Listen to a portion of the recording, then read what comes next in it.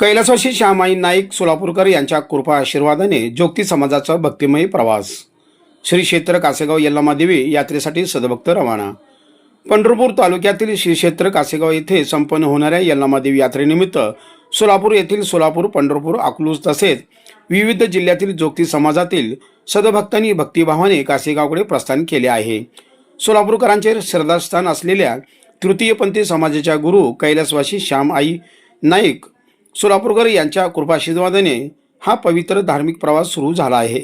पंढरपूर येथे सर्व देवांचे विधीपूर्वक आगमन झाल्यानंतर पारंपरिक पद्धतीने ओटी भरून वाजत गाजत भक्तांचा जत्था कासेगाव येथील श्री यल्लमा देवी यात्रेत सहभागी होणार आहेत, अशी माहिती परशुराम श्यामकुमार कांबळे चवणके व आबोलीताई मंजिले यांनी दिली आहे.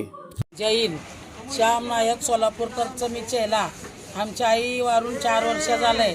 आम्ही सर्वजण मिळून आम्ही कासेगावचं यात्रा करतो. आज जाणार पंढरपूरला जाऊन आज आंघोळ बिंघोळ करणार. तिथून देव सगळं देव येतात एका ठिकाणी.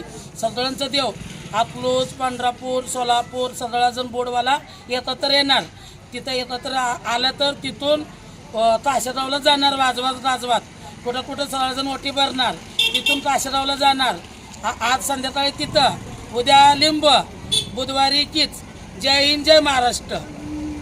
परंपरा, श्रद्धा आणि भक्तींचा संगम असलेली ही यात्रा मोठ्या भक्तिभावात, धार्मिक विधी आणि पारंपरिक उत्साहात संपन्न होणार आहे.